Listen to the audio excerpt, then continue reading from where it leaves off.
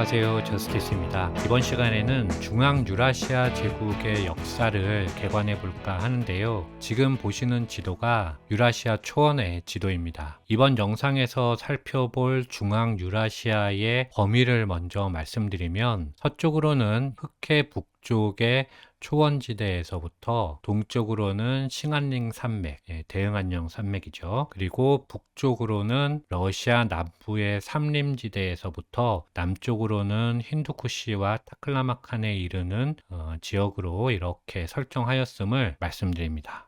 이번 영상에서는 유목제국사를 총 6개의 챕터로 나누어서 말씀드릴 텐데요. 먼저는 어떻게 해서 유목민이 출현할 수 있었는지 그 배경에 대해서 먼저 말씀드리도록 하겠습니다. 그리고 두 번째로는 기원전 7세기부터 기원 후 5세기까지를 고대 유목국가 시대로 설정하고 서쪽의 대표적인 유목국가인 스키타이와 동쪽의 대표적 유목국가인 흉노를 개관해 보도록 하겠습니다. 그리고 고대 유목국가 시대 말미에는 이 흉노가 무너진 후에 있었던 선비와 유연에 대해서도 간략히 말씀드려 보도록 하겠습니다. 그리고 세 번째로는 6세기부터 10세기 무렵까지 활약했던 투르크 패권 시대를 돌걸 제국과 위구르 제국을 통하여 살펴볼 예정이고, 네 번째로는 10세기부터 14세기까지 이어지는 거란, 여진, 그리고 몽골 등의 정복 왕조에 대해서 살펴보도록 하겠습니다. 다섯 번째로는 몽골 제국이 무너진 후에 포스트 몽골 시대의 유라시아 초원에 대해서 살펴보고, 마지막으로는 17세기부터 19세기까지 유목국가가 러시아와 중국이라는 강대국에 둘러싸여서 어떻게 쇠퇴하고 역사 속으로 사라졌는지 살펴보도록 하겠습니다.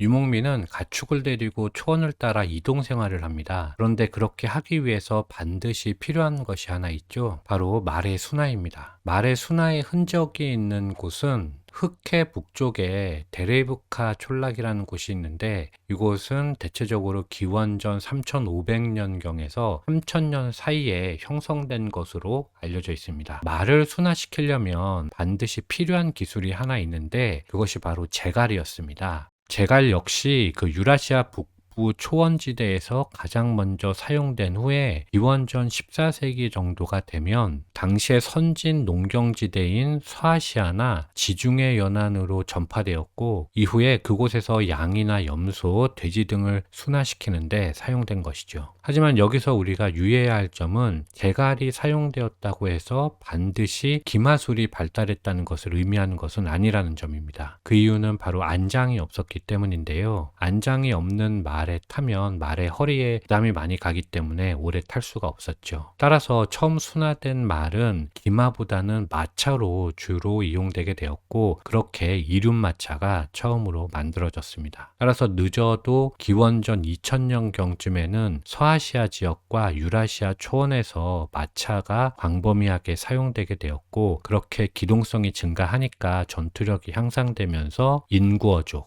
그러니까 인도 유러피안 어족들이 여러 곳을 다니면서 주변 지역을 정복하게 되는 것이죠. 그런 배경을 가지고 기원전 1000년쯤이 되면 본격적으로 유목민이 출현하게 됩니다.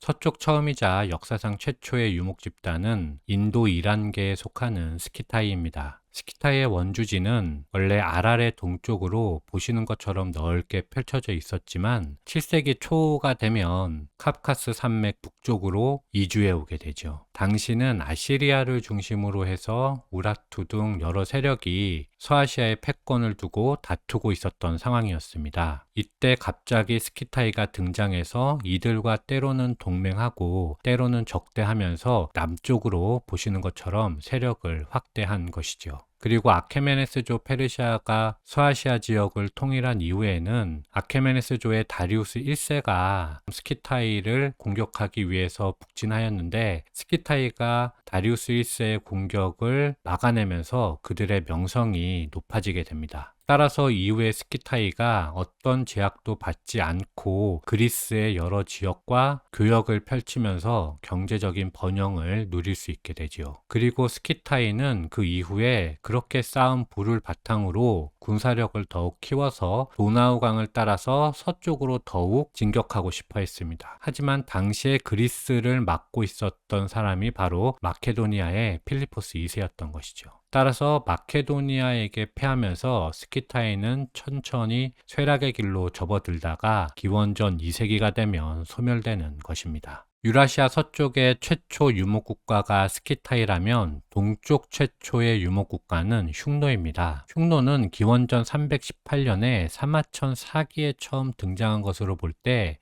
스키타이보다 약 300년 이상 늦게 출현한 국가라고 볼 수 있죠. 흉노가 북방의 강력한 세력으로 성장한 것은 진시황이 중원을 통일할 무렵부터입니다. 그리고 그 이후에 한 고조 유방과의 전투에서 승리하면서 한나라로부터 조공을 받고 동시에 실크로드를 장악하게 되면서 실질적으로 동아시아 최강자가 됩니다. 하지만 기원전 141년에 한 무제가 즉위한 후로부터는 한 무제가 흉노를 정벌하기 시작했고 동시에 흉노가 혼란해진 틈을 타서 동쪽에서 할거하고 있던 선비의 세력이 커지면서 선비가 흉노를 동시에 압박하게 됩니다. 따라서 흉노가 동서로 분열하게 되고 시간이 흐르면서 남북으로도 분열하게 되는 것이죠. 보시는 것처럼 선비의 세력이 기원전 100년에는 조그만 세력이었다가 기원 후 100년이 되면 선비의 세력이 커져 있는 것을 볼 수 있게 됩니다. 그리고 선비와 한나라의 연합 세력이 2세기 중반에 흉노를 멸망시키게 되는 것입니다. 흉노가 멸망한 이후에는 당연히 선비가 몽골 초원의 새로운 패자가 되었는데 그들은 흉노처럼 중앙집권 국가를 만들어내지는 못했습니다. 따라서 여러 부족으로 나뉘어서 할거하고 있다가 한나라가 붕괴되니까 남쪽으로 그러니까 중국 북쪽으로 내려와서 북이와 같은 국가를 만들어내는 것이죠. 그리고 선비가 남쪽으로 내려와서 초원이 빈 사이에 새롭게 몽골 초원을 차지한 나라가 바로 유연입니다.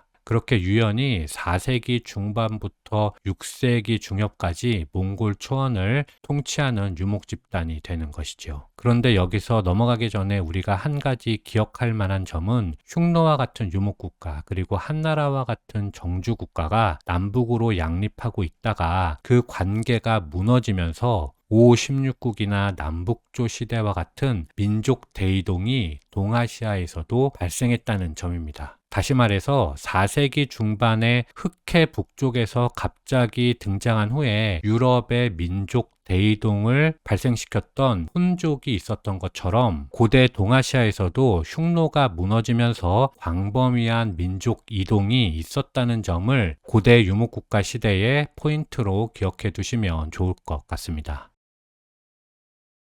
흉노가 멸망한 후에 선비, 유연 등을 거치면서 민족 대이동, 그리고 그에 따른 혼란기가 끝나고 6세기 중반이 되면 지금 이 지도는 7세기 초반으로 나와 있지만 6세기 중반, 그러니까 550년경이 되면 몽골 초원에 돌궐 혹은 투르크라고 불리는 새로운 패자가 등장하게 됩니다. 이때부터 10세기까지가 투르크인들이 돌궐 제국 그리고 위구르 제국 등을 거치면서 중앙 유라시아의 패권을 잡았기 때문에 이 시기 중앙 유라시아는 투르크 패권 시대다라고 부르면 쉽게 정리할 수 있습니다. 투르크 유목 제국의 특징은 보시는 것처럼 그 영역이 과거의 흉노 시절보다 훨씬 더 서방으로 확대되었다는 점인데요. 그들의 활동 범위는 지금 여기는 수나라라고 되어 있지만 당나라는 물론이고 서쪽으로는 비잔티움 그리고 남서쪽으로는 사산조에 이를 정도로 광범위했다, 그런 특징이 있습니다. 먼저 돌궐을 보면 위에서 말씀드린 것처럼 돌궐이 등장할 때에 몽골 초원을 지배하고 있던 유목 집단은 바로 유연이었습니다.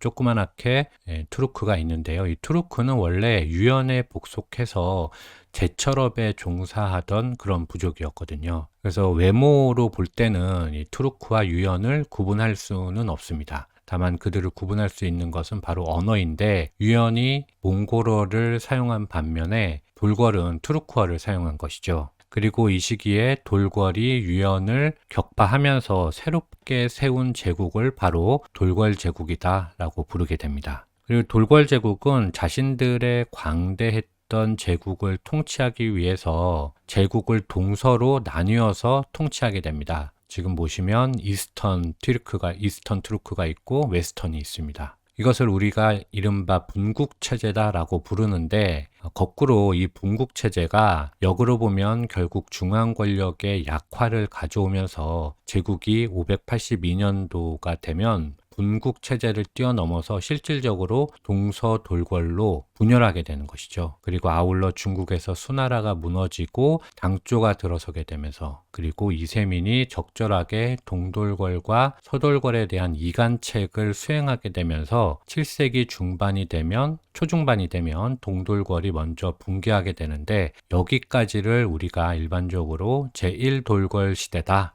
라고 부릅니다. 이후 당나라는 약 반세기 정도를 기미지배를 통해서 돌궐을 통제하게 되는데요. 이후 당나라가 좀 확대해서 보도록 하겠습니다. 여기가 하서회랑인데, 이 난주에서 도낭에 이르는 지역을 우리가 일반적으로 하서회랑이라고 부릅니다. 이 하서회랑을 통해서 당나라가 서역으로 투르키스탄 쪽으로 진출하게 되는데, 그 틈을 타서 새롭게 7세기 말에 제2돌궐이 건국되게 되는 것이죠. 물론 이후에 당나라는 서돌궐까지 무너뜨리게 되면서 당나라의 서역 지배를 완성하게 됩니다. 그래서 지도에서 보셔도 지금 700년 지도인데요. 지도에 보셔도 탈인분지까지 서역 지배를 완성한 당나라의 모습을 볼 수가 있습니다. 하지만 그 틈을 타서 동돌궐이 건국되게 된 것이죠. 그리고 거기에 당나라가 광대했던 제국을 경영하는 틈을 타서 중국 동북부에 있던, 지금 여기는 키탄이라고 쓰여져 있는데 거란입니다.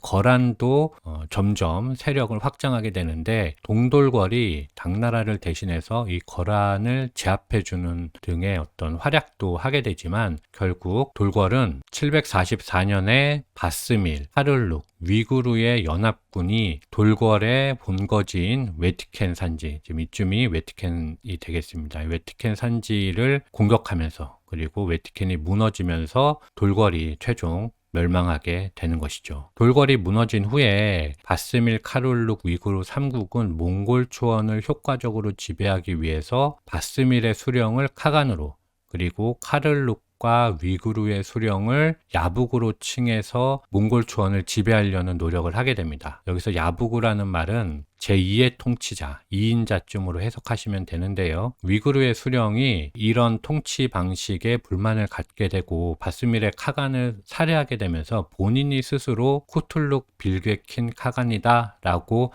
칭하면서 즉위해버립니다. 그리고 당 왕조가 그 즉위를 인정하면서 책봉을 하게 되니까 위구르 제국이 성립하게 되는 것입니다. 지금 이 지도는 약 800년 지도인데요. 위구르 제국의 수도는 돌궐의 수도였던 웨티켄 산지에서 동쪽으로 조금 떨어진 오르두발리크, 현재는 카라발가순인데 이 오르두발리크라는 곳이었습니다. 위구르가 건국한 지 약 10년 정도 후에 중국에서 바로 안사해난이 발생하거든요. 중국 북부에서. 그래서 이때 중국의 파견에서, 당나라의 파견에서 활약했던 군대가 바로 위구르의 기마부대입니다. 그래서 당나라는 2번이나 위구르 군대의 도움을 받아서 위기를 넘기게 되는데요. 이렇게 위구르가 당왕조에 대한 군사적 우위를 확보하면서 당을 도와준 대가로 중국의 풍부한 물자를 제공받게 됩니다. 예를 들면 화봉공주라든지 아니면 견마무역의 비율을 위구르에게 유리하게 한다든지, 여기서 견마무역이라는 것은 위구르에는 말이 많았고 중국에는 비단이 많았으니까요. 그걸 이제 견마무역이다라고 하는데, 그 비율을 위구르가 본인들에게 훨씬 유리하게 합니다. 그래서 틈만 나면 말을 끌고 중국으로 내려가서 교환해달라 그렇게 요구하니까 중국의 물자가 거덜나는 그런 상황이 펼쳐지게 되죠. 그러면서 위구르가 당나라의 풍부한 물자를 원활하게 확보하면서 약 한 세기 정도 몽골 초원을 지배하게 됩니다. 그러다가 9세기 중반이 되면 키르키즈, 여기 보시면 키르키즈에 의해서 본인들의 수도 오르두발리크가 함락되면서 위구르 제국은 멸망하게 되는 것이죠. 우리가 여기서 넘어가기 전에 위구르 제국의 그래서 한 가지 기억해야 할 점이 있는데요. 그것은 바로 이때부터 유목민들에게도 정주 문화의 요소가 발견되기 시작한다는 점입니다. 그 좋은 예가 바로 성곽도시의 출현인데요. 예전에 흉노나 돌궐 시대에도 물론 정주 근거지가 없었던 것은 아닌데 위구르 시대에 이르면 질적으로나 양적으로 훨씬 더 풍부해진다라고 생각하시면 될 것 같습니다. 그리고 한 가지 더 종교도 있습니다. 지금 서쪽에 보시면은 아바스 왕조가 있죠. 그 아랍 엠파이어라고 있는데 이쪽에는 이쪽에서 유행했던 이슬람교, 그리고 이 시기만 해도 마니교가 있었던 시기이기 때문에 마니교도 위구르에게 유입하게 되고 인도에 있는 불교도 같이 들어오게 되면서 이런 종교가 위구르에 정착되면서 위구르도 정주 문화의 요소를 가지게 되었다. 이렇게 생각해 주시면 좋을 것 같습니다. 거란이나 여진, 몽골을 보통 정복왕조라고 이야기하기 때문에 정복왕조가 어떤 의미인지 먼저 위키백과를 통해서 보도록 하겠습니다. 정복왕조는 중국에서 한족이 아닌 북방민족들이 건국한 왕조를 지칭하는 단어이다. 미국의 경제학자 카를 비트포겔이 1949년에 명명하였다. 한족이 아닌 북방민족이 건국한 왕조를 우리가 정복왕조라고 합니다. 그래서 정복왕조에는 북중국에만 있었던 정복왕조와 중국 전역에 걸쳐서 있었던 정복왕조, 이렇게 둘로 나눌 수 있는데요. 먼저 북중국에만 있었던 정복왕조는 5호 16국 시대의 전진 북이 북주, 그리고 당송 시대에 있었던 정복왕조로는 후당, 요, 금, 서하, 그리고 중국 전역에 건국되었던 정복왕조는 수나라, 당나라, 원나라, 청나라, 이렇게 설명하고 있습니다. 위진남북조 시대 이전에는 논하지 않았기 때문에 잘 모르겠지만 위키백과는 적어도 대분열 시대를 종식시킨 수나라 이후에 한족이 세운 국가는 송나라와 명나라라고 보는 것으로 생각이 되는 것이죠. 여기 정복왕조에서 송나라와 명나라가 빠져 있기 때문입니다. 송나라를 한족이 건설한 국가라고 위키백과는 판단하는 것이죠. 위키는 이런 식으로 자신의 관점을 드러내고는 하는데 참 재미있는 부분이라고 생각이 되긴 합니다. 그럼 거란을 먼저 살펴보도록 하겠습니다. 지금 보시면 이 지도는 900년 지도입니다. 10세기 초반에 한반도 서북쪽에 시라무렌강과 랴오허강 사이에 살던 유목민이 거란이라는 국가를 건설했습니다. 우리나라에서는 거란이라고 이제 불렀는데 본래 이름은 키탄이죠. 키탄이나 키타이라고 불렀습니다. 그리고 국가명도 요나라라고 부르면서 중국의 한 왕조인 것처럼 했지만 실제로 거란인들은 자신들을 요라고 부른 적은 없습니다. 시종일관 본인들을 키탄 또는 키타이라고 불렀습니다. 거란의 건설자는 야유라보기인데 그 시대의 칸은 임기가 차면 교체되는 존재였습니다. 그런데 야유라보기가 주변 부족들을 통합하고 독점적 지위를 얻어내는 데 성공한 것이죠. 그렇게 대내 통합을 한 후에 그는 곧 대외 진출을 시도하게 되는데요. 당시에는 당나라가 붕괴하면서 5대 10국으로 중원이 분열되었던 상황이었기 때문에 거란의 원정은 비교적 성공적으로 진행되게 됩니다. 서쪽으로는 카라발가순을 거쳐서 고창까지, 남서쪽으로는 오르도스를 지나서 탕구트와 티벳까지, 그리고 동쪽으로도 925년에 바레를 공격해서 바레의 항복을 받아내기도 했죠. 그리고 때마침 936년이면은 5대 10국 중에서 레이터 당이라고 써 있는데요. 후당입니다. 이 후당 시대였는데 후당의 하동절도사 석경당이 반란을 일으켜서 거란에게 도움을 요청합니다. 하동절도사라고 하는데 하동이면 지금의 산서지방 정도라고 생각을 하시면 되겠습니다. 그렇게 도움을 요청하니까 야유라보기를 이은 야율덕광, 그러니까 태종이, 여기는 러양이라고 써 있는데 낙양입니다. 낙양에 입성해서 후당을 무너뜨리고 석경당을 황제로 해서 새롭게 세운 국가가 바로 후진입니다. 거란은 그 대가로 장성 이남의 연운 16주, 한 이쯤이 연운 16주가 되는데요. 연운 16주를 할양받고 후진과 군신 관계를 맺고 세패를 받으면서 제국이 더욱더 발전하게 되는 것이죠. 지금 보시면 1100년도 지도이긴 하지만 이후에 5대 10국이 송나라로 정리가 됩니다. 송나라로 정리가 된 이후에도 연운 16주는 여전히 거란의 차지였죠. 그리고 1004년이 되면 송나라와 거란이 전연의 맹을 맺게 되죠. 전연의 맹약 이후에 약 한 세기 동안 거란은 맹약의 내용에 따라서 송나라로 쳐들어오지 않고 세패만 받고 살아가게 됩니다. 그렇게 유목민이 바깥으로 팽창하지 못하고 고립되니까 정체되게 되고 또 부패하게 되는 것이죠.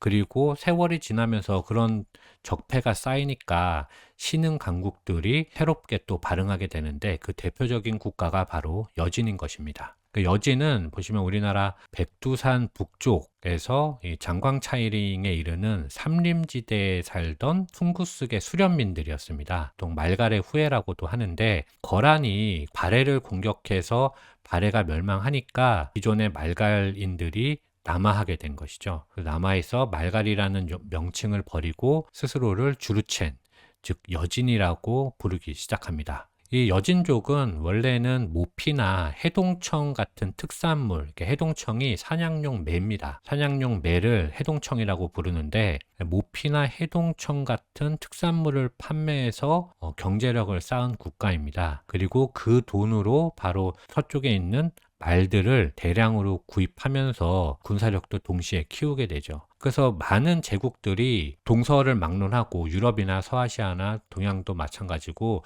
전부 다 그런 것은 아니지만 대부분의 신흥 강국들은 먼저 부를 쌓습니다. 경제력을 쌓고 그 경제력을 바탕으로 군사력까지 쌓는 그런 루트를 밟게 되죠. 자, 잠깐 곁다리의 얘기를 했었고요. 다시 돌아와서 이렇게 여진족이 새롭게 성장을 하니까 기존의 강국 거란과 뭐 특별한 장벽이 없었기 때문에 당연히 충돌하게 되겠죠. 그래서 충돌을 했는데 신흥 국가인 여진이 기존의 강대국인 거란을 꺾습니다. 그러면서 여진족이 1115년에 금나라라는 국호를 선포하게 되죠. 그리고 이후에 그 기세로 요동까지 정복하고 1125년에 천조제를 생포하면서 거란을 멸망시켜 버리게 됩니다. 그리고 그 기세를 이어서 북송까지 쳐들어오게 되는 것이죠. 그래서 바로 북송까지 내려와서 수도 개봉, 보시면 좀 확대해서 보도록 하겠습니다. 여기 황하가 이렇게 있으니까 황하 밑쪽에 개봉이 있겠죠. 이제 개봉을 함락하고 흠종과 상왕, 휘종까지 모두 사로잡아 버리는 중국 역사에서 몇 대 치욕을 이야기할 때 항상 나오는 그 정강의 변이 이때 일어나게 됩니다. 그리고 송나라의 남은 황족들은 남쪽으로 도망쳐서 이만, 지금의 항저우입니다. 이만으로 도망쳐서 남송을 건국하게 되는 것이죠. 그런데 물론 금나라는 남송까지 추적해서 쳐들어와서 희종 때인 1142년이 되면 황통의 강화를 통해서 조공을 받으면서 양국 관계가 어느 정도 정립이 되게 됩니다. 당시 금나라가 받았던 조공이 거란족이 전연의 맹으로 받았던 것보다 훨씬 가혹할 정도였다고 하는데요. 그렇게 금나라가 12세기에 정복 왕조로서 중국에서 확고하게 자리를 잡았다. 북중국에서 이렇게 정리할 수 있겠습니다. 그리고 여기서 넘어가기 전에 한 가지 더 봐둘 것은 여진족이 거란을 멸망시켰을 때 남아있는 거란인들은 중앙아시아로 이주하게 됩니다. 그래서 새롭게 서요를 세우죠. 지금 이 지도에서는 카라키타이라고 되어 있는데 서요입니다. 그리고 이 서요의 역사가 궁금하신 분들은 제가 요 나라 편에 정리해 놓은 게 있으니까 참고하시면 좋을 것 같습니다. 그리고 다음으로 몽골인데요. 지난 1편에서 말씀드렸던 것처럼 9세기에 키르키즈가 위구르 제국을 공격을 해서 위구르의 유목민들이 서쪽이나 남쪽으로 도망치니까 초원이 비게 되죠. 그렇게 빈 초원에 새롭게 국가를 세워야 되는데 키르키즈는 그럴 능력이 없었습니다. 그래서 국가를 세우지 못하고 본인들이 살던 예니세이 강으로 결국 돌아가게 되는 것이죠. 그렇게 해서 몽골 초원에 일시적으로 힘의 공백이 생길 때 바로 그때 몽골계 집단의 이주가 시작되는 것입니다. 지금 보시면 1200년 지도인데요. 칭기스칸이 출현한 몽골부터 해서 메르키트나 나이만, 케레이트, 타타르 이렇게 몽골 역사를 좋아하시는 분들은 다 들어봤음직한 그런 용어들이 이제 나오는 것입니다. 칭기스칸은 지금 이 지도에서는 좀 분명치 않습니다. 이쯤이 바이칼 호수인 것처럼 보이는데 그러면 여기가 불칸 칼둔산이 되겠죠. 이 본거지, 칭기스칸의 본거지를 근거로 해서 전체 몽골의 부족들을 통합하고 이후에 1214년이 되면 금나라로 남하에서 금나라를 굴복시키고 1225년에는 서진에서 화레즘까지 정복하게 되는 것이죠. 원래 몽골은 금나라를 정복한 후에도 철군했었고 또 화레즘 원정 이후에도 몽골 초원으로 돌아왔었죠. 그래서 과거 흉노 시절부터 있어 왔던 패턴, 즉 군사적으로 상대에게 위협을 가하고 화친을 한 후에 안정적으로 남쪽의 물자를 확보하려는 목적으로 원정을 진행했었습니다. 그런데 보시면 금나라가 본인들의 수도를 포기하고 남하에서 황하 이남의 개봉으로, 지금 여기 이 지도에서는 카이펑이라고 되어 있는데 개봉입니다. 개봉으로 옮기면서 수도를 황하 이북을 포기해버리죠. 그리고 다시 돌아가서 이 화레즘도 마찬가지입니다. 화레즘도 국왕이 전쟁통에 도망가다가 피살당해서 나라가 멸망해버리니까 황하 이북도 비어버리니까 이 지역을 몽골이 그냥 지배를 하게 되는 것입니다. 그리고 1227년에 징기스칸이 사망한 후부터는 그 후계자들이 단순히 군사적 위협을 통한 물자 확보가 목표가 아니라 이제 본격적으로 영토 정복을 목표로 하는 원정을 시작하게 되는 것이죠. 결론적으로 정리를 해보면 칭기스칸 시절까지는 약탈을 목적으로 대외 원정을 했다. 하지만 그 이후에 제2대 데칸 우구데이가 즉위한 1229년부터 제5대 칸 쿠빌라이가 남송을 멸망시키는 1279년까지 약 반세기 동안은 영토 정복을 목적으로 원정을 진행했다. 이렇게 정리하시면 될 것 같습니다. 그런데 우리가 여기서 넘어가기 전에 한 가지 기억해야 될 점이 또 있는데요. 징기스칸의 후예들은 여러 나라를 공격할 때 한 국가를 멸망시키고 다른 국가를 멸망시키는, 순차적으로 공격한 것이 아니라 동시다발적으로 공격했다는 특징이 있는데요. 예를 들면 우구데이는 금나라와 계속 전쟁을 하면서 바투와 구육을 우랄 산맥 서쪽으로 보내서 러시아 일대의 유럽 국가들을 공략하게 했고, 서아시아에는 초르마칸을, 그리고 고려에는 동시에 사르탁을 보내는 그런 식이었던 것이죠. 그리고 4대 데칸 뭉케도 남송을 공격하면서 동시에 훌레구를 확대해서 보도록 하겠습니다. 아바스 왕조의 본거지인 바그다드로 보내서 공격하게 하기도 했었습니다. 그렇게 동시다발적으로 공격을 하다가 결국에 제5대 쿠빌라이 시기인 1276년에 남송의 수도 항저우 이만이 무너지면서 몽골의 세계 정복은 완성되게 되는 것이죠. 세계 정복이 끝난 후에는 보시는 것처럼 4개 정권으로 분열하게 되는데요. 이 분열된 상황을 바라보는 두 가지 관점이 있어서 그 관점을 한번 소개해 드려 보도록 하겠습니다. 몽골 제국의 분열 상황은 칭기스칸 후예들의 계승 분쟁으로 설명할 수가 있습니다. 대표적으로 제5대 칸 쿠빌라이의 집권 과정에서 각 칸국들 혹은 울루스 간의 내분이 발생하게 되는데요. 쿠빌라이가 아릭푸케와 데칸 자리를 놓고 싸울 때, 예를 들면은 킵차크 칸국이나 차가타이 칸국은 초반에는 아릭푸케를 지원했었습니다. 그리고 일칸국의 훌레구는 중립을 표방했었죠. 그러다가 일칸국과 차가타이 칸국이 시간이 지나면서 쿠빌라이 파로 돌아서 버리게 됩니다. 이렇게 그 양 파벌들 간의 분쟁 과정에서 몽골의 통일 제국이 4개의 지역 정권으로, 즉 칸국으로 분열했다고 보는 것이 하나의 관점입니다. 반대로 각각의 지역 정권의 지배자들 그리고 그에 속한 몽골인들은 여전히 자신들이 대몽골 제국이라는 보다 큰 정치 체제의 일부를 이루고 있다는 인식을 가지고 있었다고 보는 관점입니다. 그것을 바로 울루스 체제라고 설명하면서 4개의 칸국으로 분열되었다고 보는 것은 적절하지 않다는 관점이, 우리나라 고등교과서가 어떻게 설명하고 있는지 궁금해서 제가 한번 찾아봤는데요. 현재 우리나라 고등 세계사는 울루스와 칸국을 병기합니다. 따라서 이제 대체적으로는 독자적인 영토를 서로 가지고 있었지만 느슨하게 연합했다. 이렇게 설명하고 있습니다. 울루스와 칸국을 병개한 것에서 알 수 있듯이 중립적인 스탠스를 취하고 있는 것이 아닌가 그런 느낌을 좀 받았습니다. 어쨌든 그렇게 1310년경이 되면 몽골 제국은 골든 호르드라고 되어 있는데요. 여기가 킵차크 칸국이죠. 주치 울루스, 그리고 일칸국, 훌레구 울루스, 차가타이 칸국, 차가타이 울루스, 이렇게 서방의 세 개의 울루스와 혹은 칸국과 동방의 원나라 칸 울루스가 되겠죠. 동방의 하나의 울루스, 총 4개의 울루스 혹은 칸국의 체제가 완성이 되게 되는 것입니다. 이후에 몽골 제국의 쇠퇴는 14세기 중반을 기점으로 당시에 중국에서부터 유럽에 이르기까지 널리 퍼졌던 게 있죠. 흑사병이 있습니다. 흑사병의 영향과 각 한국들, 울루스 간의 내부 갈등, 그리고 계승 분쟁들이 엮어지면서 점차 붕괴하게 되는 것입니다.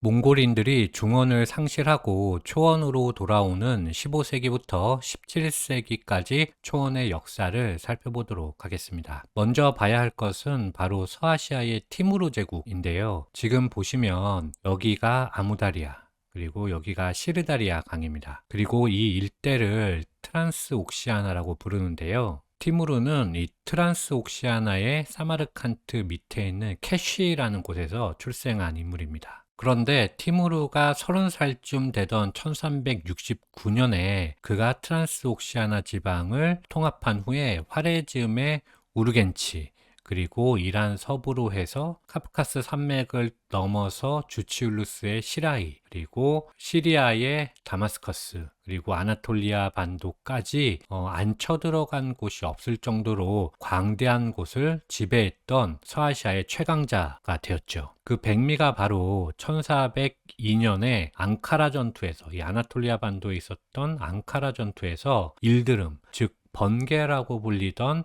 당시 오스만 제국의 4대 술탄 바예지드 1세를 생포해버린 것이었습니다. 위키백과에서 보면 앙카라 전투, 이 그림이 바로 티무르가 앙카라 전투에서 바예지드 1세를 생포한 그림인데요. 이 사람이 티무르고 여기 감옥에 갇혀있는 사람이 바로 바예지드 1세입니다. 그런데 사실 바예지드 1세가 1360년생이고 티무르가 1336년생으로 티무르가 훨씬 나이가 많습니다. 승자의 관점에서 본 재미있는 그림이 되겠죠. 다시 돌아와서 이후에 물론 제5대 술탄 메메드 1세에 의해서 오스만 제국이 재통일되면서 위기는 넘기게 되지만 그 앙카라 전투의 패배로 오스만 제국은 멸망의 위기까지 가기도 하죠. 그리고 이 티무르 제국 시대에 바로 역사 덕후들 간의 가장 뜨거운 떡밥 중에 하나죠. 바로 중국 원정이 1404년도에 시작이 됩니다. 그런데 티무르가 원정을 시작한 지 얼마 안 돼서 바로 이 시르다리아 강변에 있는 오트라르라는 곳에서 죽게 됩니다. 그래서 실질적으로 명나라와 대결을 벌이지는 못했죠. 근데 이게 최고의 떡밥이 된 이유가 당시 명나라의 황제가 바로 영락제였던 것입니다. 영락제 하면 누구 못지않게 전쟁을 열심히 수행했던 왕이고 그랬기 때문에 개인적으로 봤을 때는 티무르가 이 중국까지 도착해서 영락제와 대결을 했다고 하더라도 그냥 소멸되지 않았을까 이렇게 생각을 하긴 합니다. 영락제도 티무르 못지않은 그런 전쟁통이었고 이렇게 먼 거리를 이동해서 영락제와 대등하게 싸운다? 그런 것들은 잘 상상이 가지는 않죠. 어쨌든 그렇게 티무르는 1405년 사망하게 되고 그의 사후 티무르 제국은 계승 분쟁으로 제국이 급격하게 분열되게 되면서 결국에 16세기에 들어서 다음 지도로 보도록 하겠습니다. 16세기에 들면 여기 샤이반이라고 되어 있는데 우즈벡입니다.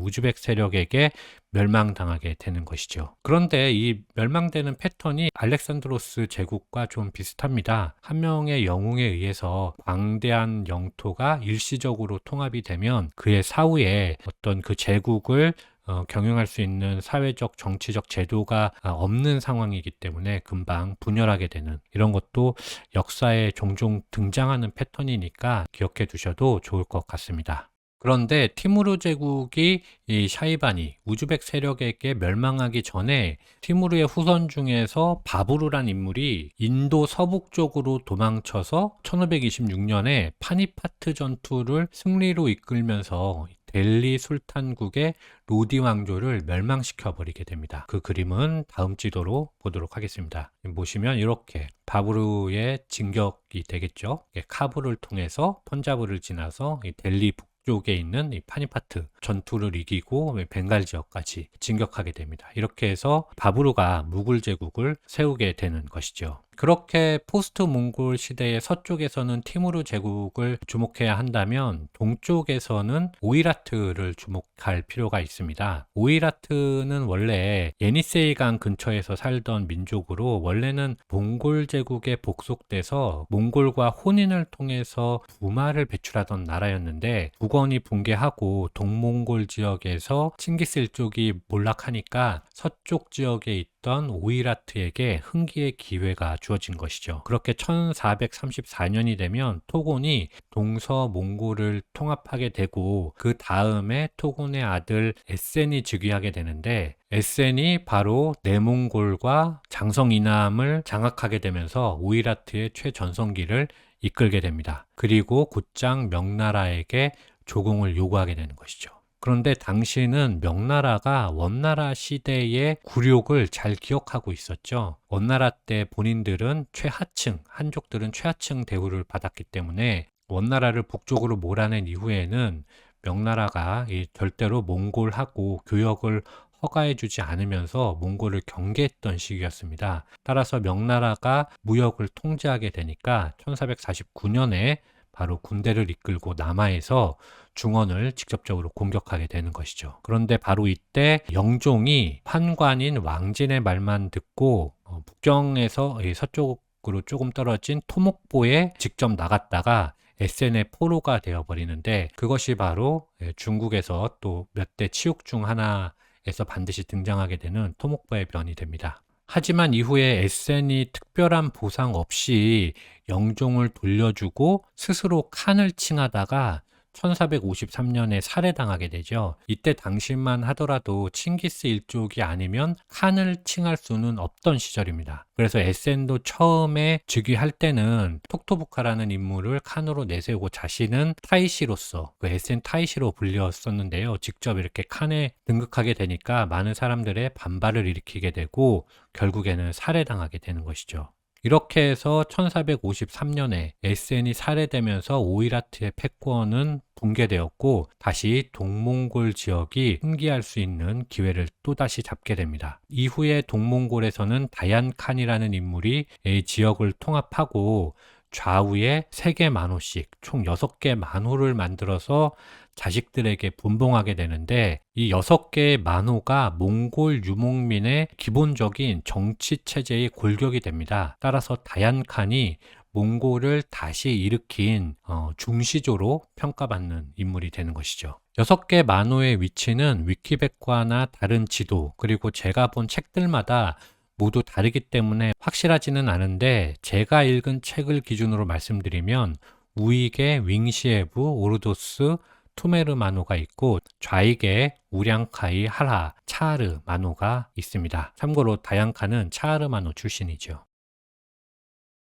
마지막으로 17세기부터 19세기 후반까지 유목국가의 쇠퇴 과정을 말씀드릴 텐데요. 이 시기는 한마디로 말하면 청나라와 러시아라는 강대국에 둘러싸인 준가르라는 마지막 유목국가가 양국의 압박에 눌려 소멸한 역사다라고 간단하게 정리할 수가 있습니다. 지금 이 지도로 보시면 1688년도의 지도인데요. 준가르가 있고 하라가 있습니다. 그리고 러시아, 청나라, 호쇼트 이렇게 있게 되는데요. 준가르의 수령이 갈단이라는 인물이었습니다. 갈단은 원래 승려가 되기 위해서 티베트의 라싸로 보내진 인물이었죠. 그런데 갈단이 자신의 친형이 이복 형제들에게 살해당하니까 준가르로 돌아와서 이복 형제들을 모두 죽여버리고 스스로 준가르의 수령이 된 그런 인물이었습니다. 따라서 갈단이 준가르를 통일한 후에 1670년에 이 호쇼트를 정복하고 드디어 관심을 동쪽으로 돌려서 하라를 정복하려 출정하게 되는 것이죠. 지금 지도에 하라라고 되어 있는데 그냥 동몽골이라고 보시면 됩니다. 그래서 갈단이 동몽골로 쳐들어가게 되는 것입니다. 지금 지도에서 보면 갈단스 인베이전 오브 하라 1688년도에 출발했다. 이 루트를 통해서 갔다 이런 의미고요. 보시면 중간에 에르데니주 사원을 통과하게 되는데 통과할 때 에르데니주 사원을 모두 불태워 버립니다. 그래서 하라의 귀족들이 모두 도망쳐서 청나라로 내려와서 강희제에게 도움을 청한 것이죠. 그런데 갈단이 여기서 강희제에게 하라의 왕공들을 내놓으라고 협박을 합니다. 그러니까 강희제의 강성함을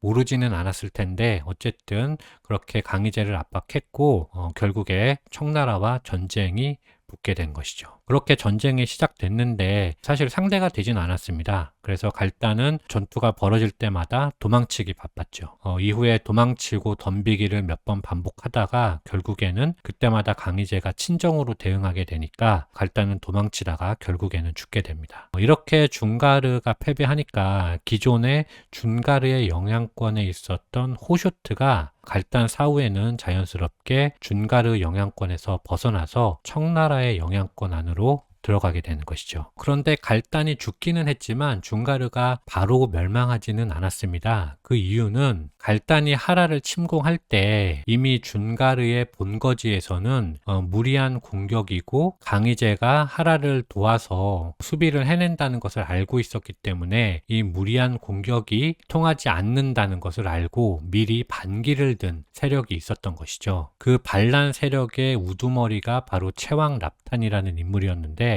그 채왕 납탄이 갈단이 죽은 후에 준가르의 정권을 물려받게 되면서 준가르는 멸망의 위기를 넘기게 되는 것입니다. 그리고 채왕 납탄이 상황을 보니까 본인도 청나라에게 덤벼봤자 상대가 되지 않을 것을 알고 이후에는 채왕 납탄 그리고 그 뒤를 잇는 후계자들은 조공을 주면서 청나라와 원만한 관계를 유지하게 되는 것이죠. 그런데 문제는 강희제 옹정제를 지나서 제6대 황제 걸륭제 최전성기 때 또 다시 문제가 발생하게 되는데요. 항상 이 유목국가들의 문제가 계승분쟁 문제가 드러나게 되는데 걸륭제 때 문제도 이 준가르의 계승분쟁이었습니다. 당시 준가르의 수령이었던 아무르사나가 계승분쟁에서 패하고 나서 수천 명의 병사 그리고 수만 명의 유목민을 이끌고 청나라에게 복속을 신청한 것이었죠. 따라서 걸륭제는 준가르의 내정에 간섭할 수 있는 구실을 얻게 된 것이었습니다. 그래서 걸륭제가 아무르사나를 앞세워서 준가르의 본거지였던 일리에 쳐들어가서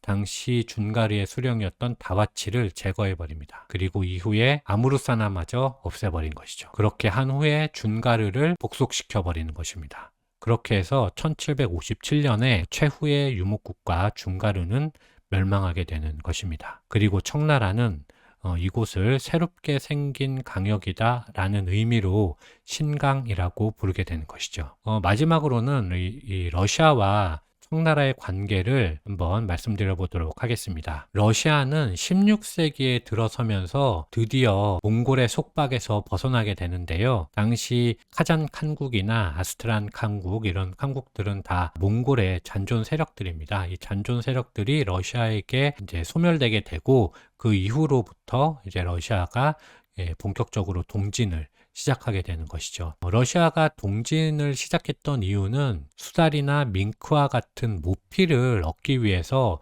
이 촘촘하게 맺어져 있는 강들의 수로를 따라서 움직인 것이었는데요. 16세기 후반에 시작한 움직임이 17세기 중반, 그러니까 100년도 되지 않아서 동쪽 끝 오호츠크해까지 도달하게 되는 것입니다. 그렇게 동진하게 되니까 당시에 가장 큰, 지금 이건 명나라 지도가 돼버렸네요. 어쨌든 당시에 가장 큰 세력인 청나라와 부딪히게 되는 것입니다. 다시 다음 지도로 러시아와 청나라가 처음으로 부딪힌 것은 아무르강 주변에 파견됐던 러시아의 탐험대가 주변 지역 일대를 약탈하거나 방화하게 되니까 이쪽에 살던 주민들이 청나라에게 도움을 요청하면서 시작되게 됩니다. 그런데 당시 청나라는 건국한 지 얼마 되지 않았기 때문에 이 북쪽의 변경 지방까지 많은 병력을 보낼 수가 없었던 상황이었죠. 따라서 조선에게도 좀 출병을 해달라 요청을 했던 것이고 이때 조선이 바로 청나라를 도와서